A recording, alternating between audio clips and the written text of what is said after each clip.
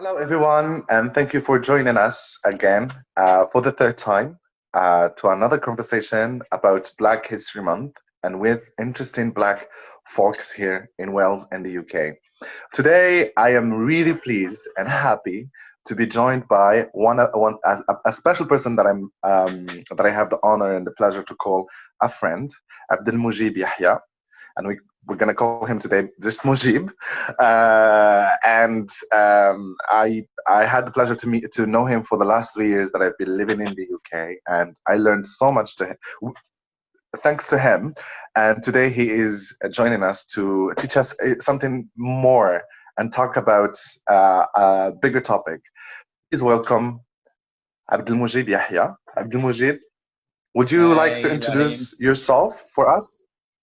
Yeah, it's a pleasure to be here. Thanks for letting me do this as well, especially with the topic. You know how important it is for me to put as much as I can out there, really, for people to just educate themselves about Black Lives Matters, about Black lives, really, and about Black history.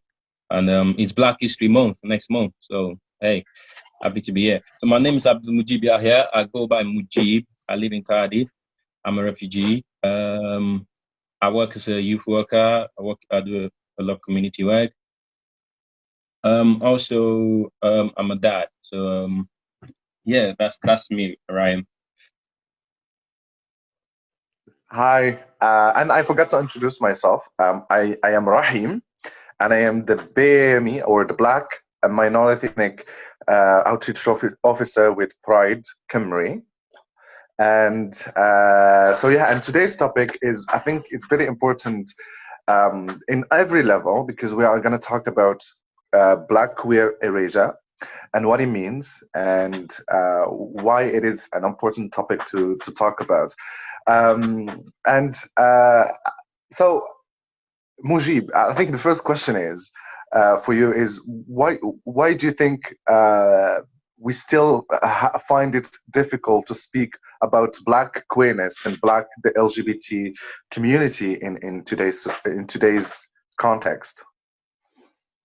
Sorry, can you just repeat the question? The Black.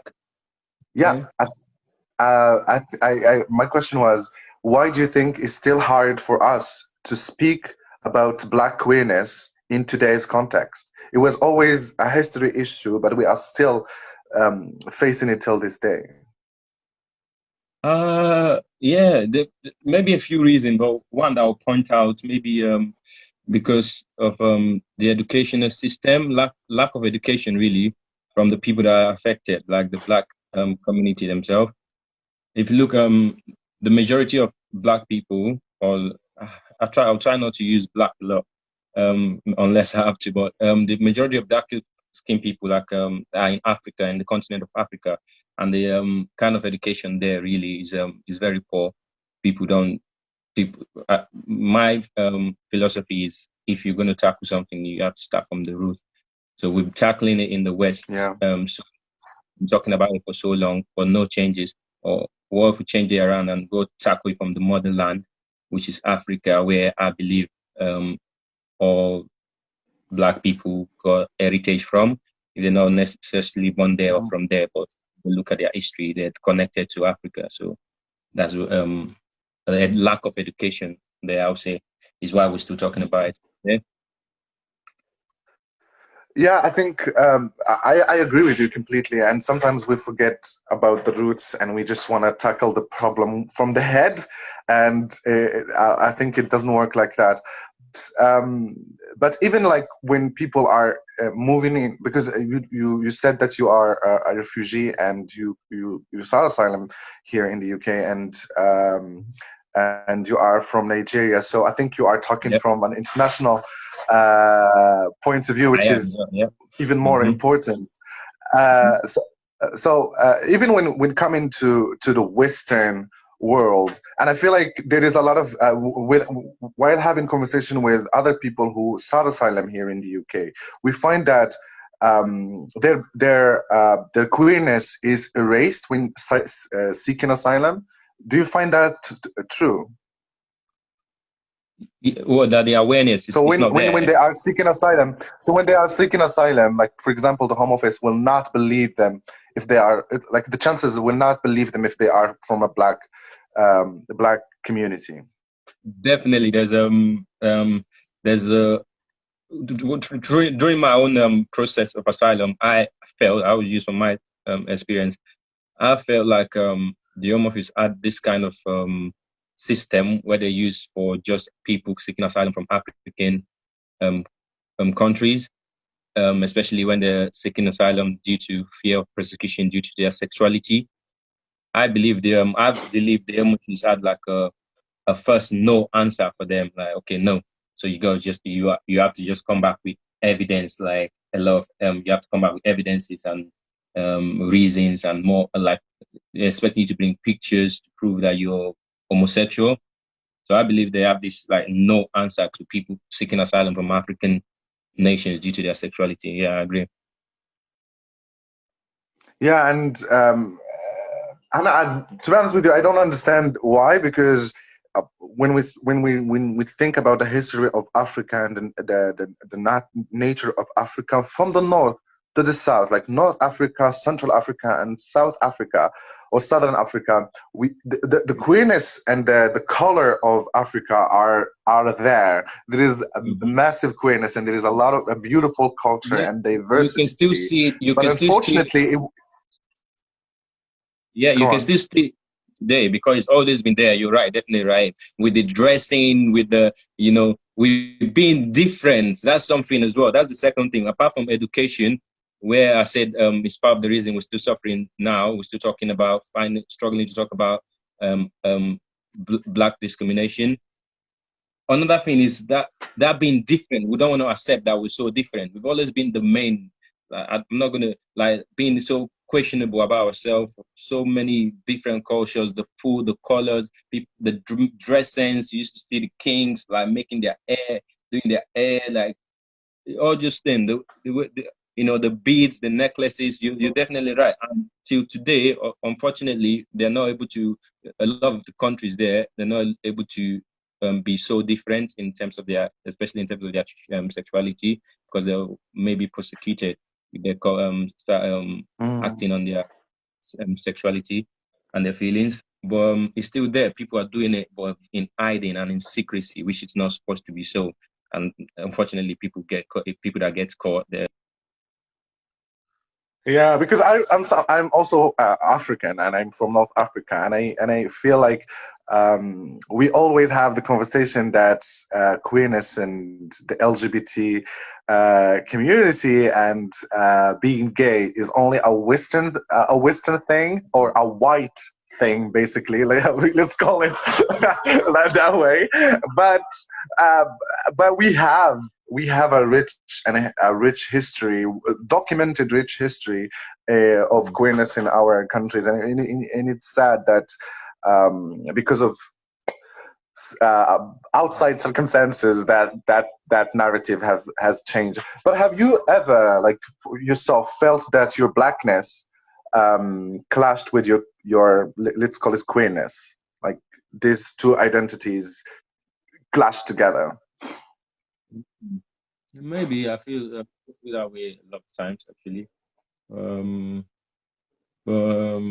Really, just to know more about, still educate myself about my history and just be more comfortable with myself. I think that's more of a personal reason than any other thing for me, basically.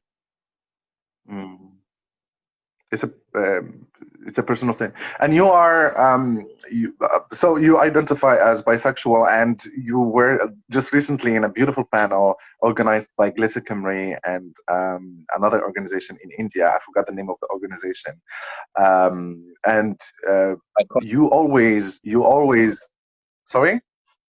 Biconic, it is called Biconic. Yeah, Biconic. So Biconic is the name of the panel, and you always talk about being bisexual and the struggle of being bisexual. And whenever we say bisexual, there is always this erasure that is like that is dominant in the bi community about the LGBT community not accepting the bi community and the heterosexual community not accepting bisexuality. So do you feel that as well? Do you like, because I think when we had like our awareness day about biphobia, this is what comes out, and you are a father of so do you feel like these identities clash with each other too? It doesn't, with that, there's always that that idea that bisexual people are being selfish. They don't want to make up their mind, or they still need to cross this line to become gay, you know. So there's always that idea, but that's not the case. Like, we are bisexual. We can be attracted to both sexes, and people just need to. We as a bisexual community, the part of the LGBT, we just need to come out more and just on the stage more. You know, I said it in that conversation as well. Like, a lot of the time, it seems like the gay part of the LGBT are always like in the front pages. They're always the main and the talking points, and it just kind of overshadow every other group that's in that community. As a bisexual male, those discriminations are always there. Like, I personally, I feel it. Like, people want you to act certain way, you know, before they accept you're homosexual. You know, people want you to walk differently, but you just need to accept yourself. Just know yourself, and just really, like I said in the conversation as well. I want to hear more about more from bisexual people in our LGBT community, especially in Glitter. I'm in Glitter as well, just as you, Rahim. Yeah. You know, want to know, like, call out more of the bisexual people in Glitter as well. Hear more from them. Just take the stage, really. I would like to see a lot of shows, a lot of events. When we start having events, you know, we haven't really mentioned about COVID-19, but that's just a different conversation on its own. You know, the level of stress it brings. I know. Do things normal anymore. And yeah, Cardiff went into lockdown yesterday, wasn't it? Yeah. So last night we went on lockdown. So we are actually this video will be out on the week of October, but we filmed it before. So yesterday was. Oh, today is 29th, so we went on 28th on lockdown. And you talked about taking the stage in just now, and you are really good at taking stage and public speaking. And you did that in the Black Lives Matter rally here in Cardiff, I think, yeah, I believe in June. Interesting. Yep. Very interesting. It was overwhelming. Can you talk about that more and what it meant? Yeah, sure. It was overwhelming, really, the feeling I was having then. So I was sad a lot of the time, especially after the killing of George Floyd.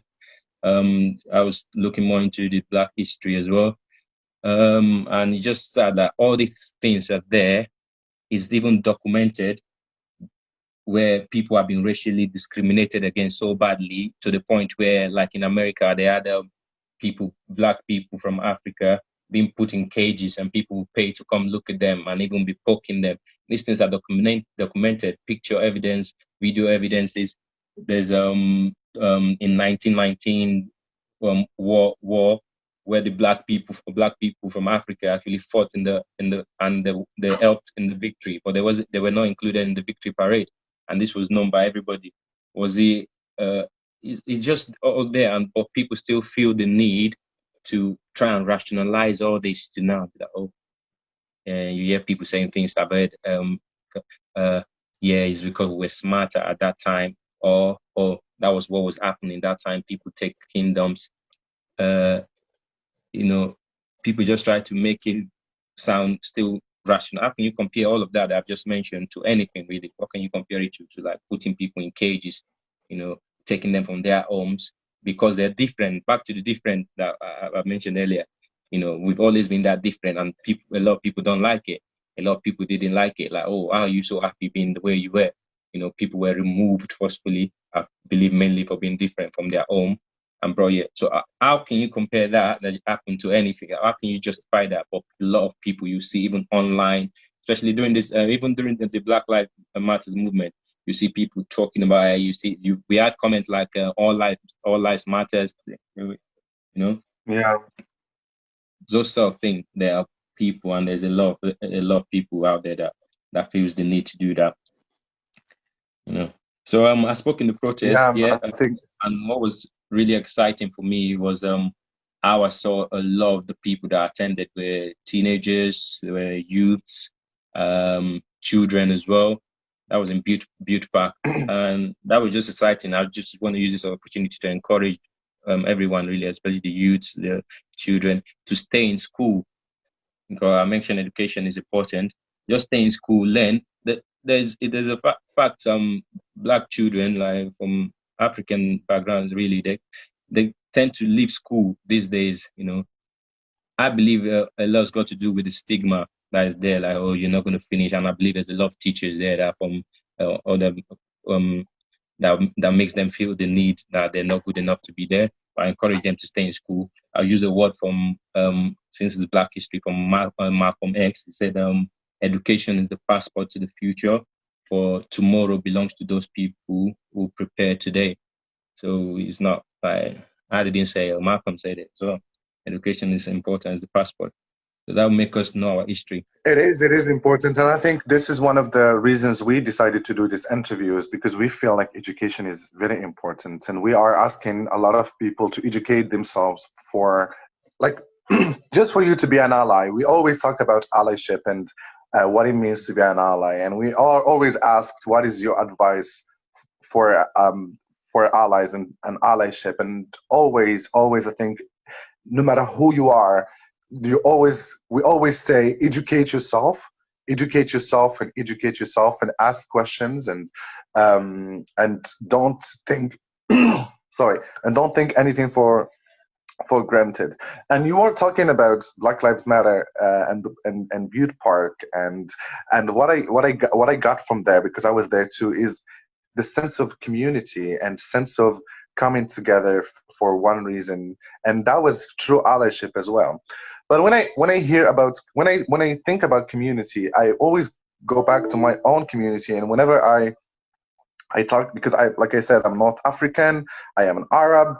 I know a lot of Arab friends who are from the Middle East and North Africa combined. And every time we talk about being gay or being LGBT, we have a sense of running away from our own communities here in the UK and avoiding talking to them just because we were hurt from our own, and we don't want that to happen again. I don't know if the same thing applies for Nigerians and the Black community and the Black Africa. Does it feel that a lot of people are running away from the communities if they feel that there is if they are LGBT community? Does it make sense? Yeah, it makes sense. I get what you're saying, and I can relate to it definitely. Is something that I can relate to. You know, it's not. I wouldn't say running away. It's just there. There's that stigma there. You feel it. You know, I'll be walking down in Clifton Street, and you know, somebody say "Salam alaikum" to me. You know, I'll just feel somehow maybe pick up my look. I get a lot of time. I look Somali and I look Muslim. Oh, are you Muslim? That kind of vibe. You know, I tend to get asked that kind of question. You know, are you Muslim? And it's the normal question to ask, but I don't know why I feel certain way like, okay, now I can't really express myself the way I want to, you know, in this my old self really, which is me being like a bisexual person, you know, in that kind of situation. I feel that definitely like, it just makes me withdraw myself from the community as a whole. Yeah, we've got the UK or Wales. Yeah, Wales is safer definitely than Africa, whereby you most likely not gonna get a physical confrontation. I'm not saying it hasn't happened. There have been cases in the UK where people have been assaulted for their sexuality. But we're more safer. Yeah, but still people tend to still carry that that idea from back in Africa, say, yeah, homosexuality is a sin, or you shouldn't be doing it, or you're not a real man if you also are attracted to same sex. So yeah, I can relate to that. I agree. I feel that way. Yeah, and we are, like you mentioned, we are part of Glitter Cymru together.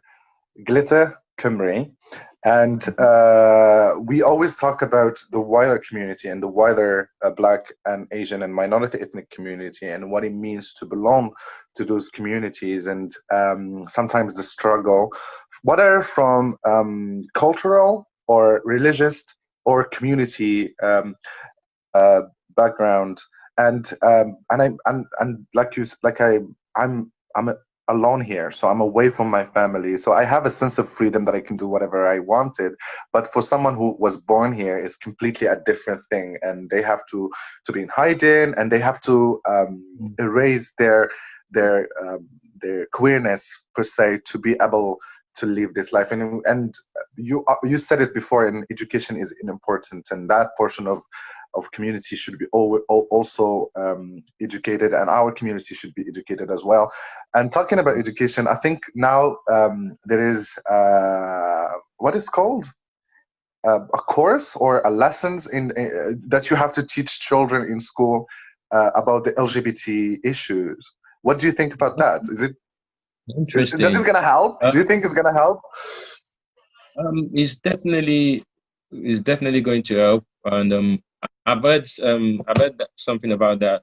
I'm not sure what the name is and what age or what year they're going to start doing it from, but it would definitely be helpful. That should go in. And saying that as well, because it's Black History Month next month as well.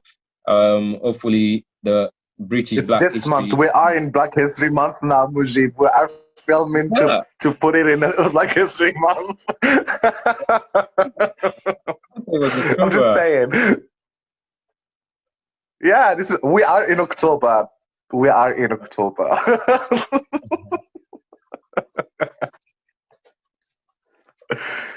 Only Yes, one day we though. are. We are. 29. Okay, but yeah, I was just gonna say, oh my days, I totally forgot, right? But I was just gonna say, It's since okay. you'll be very good to put a lot of the Black history um in the educational system as well, especially in the British educational system. You know, my country, as a Yeah. growing up as a child, I never knew about slavery. That not as much as I should have anyway. I remember we went to one trip once to the the it's called Badagry. It's in Africa. It's almost like a boundary to another country, you know, and that's where Mhm. the sea, big sea from there. So the ship usually goes from there, pick up slaves, goes from there. So there was a well there. People, the slaves would be made to drink water from that well, and that this water makes them weak, so they can't fight on the ships. So and there was we made a trip, a school trip there. So you see all the chains used to enslave the Africans people on their own soil, and you know, so there's all these things there. Apart from that one time I went there, it wasn't really taught in school. What we're taught in school was Lord Lugard, who I believe is a British lord, founded Nigeria. You know, things I didn't know a lot about the Benin Kingdom, which is a massive kingdom, not just in Africa or Nigeria, but in the whole world, really, because they were doing businesses with Portuguese soldiers, you know, already in 800, 600 years ago to 800 years ago. So these people should be in history, definitely. There should be stories being told about them, you know. And there's Yeah. evidences they've been dealing with people from the Western world already from this year. My kingdom, where I came from originally, from my heritage, is called Igala Kingdom, Igala land.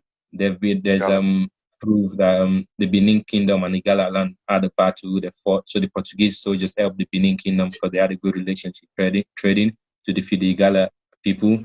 So all these things needs to be told, you know, not just nationally but internationally as well.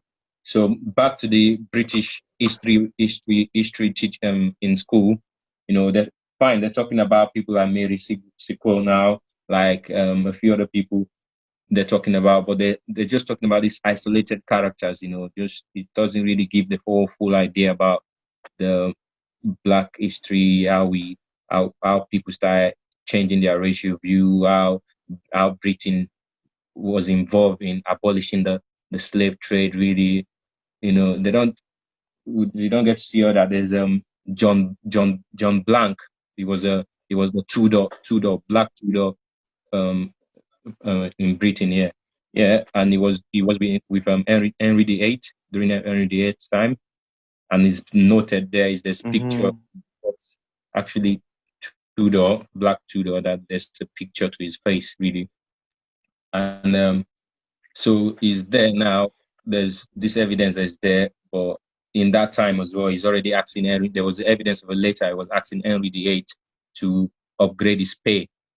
You know, he's probably already going through all those discrimination from other time already. You know, so that just shows a lot. Tells a lot that he's that kind of person that loves himself. He feels I've got good quality. You should be paying me more, Henry VIII, or maybe you're not paying me as much as you're paying other people. Yeah, what's going on? And all these things are there. So just for them to teach it more in schools, that's an accident. And the real thing that happens really about I think that the history should include all aspects of a real community and represent the whole community. We were talking about rewriting history. It's not rewriting. It's just telling the story the way it is. It's like rewriting it the right way. It's like just say it the right way. And I feel like history. It depends on the perspective of the one who wrote it. It depends of the same era, like different perspective can be write the story. And it's like we see this in wars, like the way we talk about the war between France and Morocco is completely different between how France are talking about the war. And it's yeah, and we need to learn more about the Black history I'm glad you said that, because I think now there is a lot of advocacy happening in the US, and I think it should happen here too in the UK. In the UK, yeah, it's good. You said that you're saying your own history differently from how France is saying it. You know, which is good. That's awakening. It's never happened a couple of years ago, hundreds of years ago. People are waking up now. You know, so it's time to really get educated and write your own history. This is our history, so we need to write the history. You know, that means true, and it's a kind of eraser by itself, don't you think? It's erasing the history and erasing the Blackness and the contribution of Black people here in the UK. It's an eraser for itself, and that's why I think there is a lot of bigotry growing in our communities because of not knowing the real history of a community, period. And this comes down to it affects us everywhere, even in the LGBT community. There's a lot of Black minorities there, like especially coming out now, even are more outspoken. You know, it's still affected already. Imagine you've been discriminated against already just for being darker skinned or from Africa or from some, you know, and then you die, and then you're homosexual. You know, I believe there's more chances of even getting discriminated against. So we just need to tackle it, and there will be positive change in every aspect, even in our LGBT hopefully community. Yeah, hopefully. And I think on that positive note, I think we are coming to the end of our conversation because I'm mindful of the time, and I think this is just a conversation starter. This is not the whole conversation, and hopefully we can talk about this more. We can talk about putting the Black community in the map, the LGBT Black community in the map and out there. And like you said, we need more representation, and we need more people.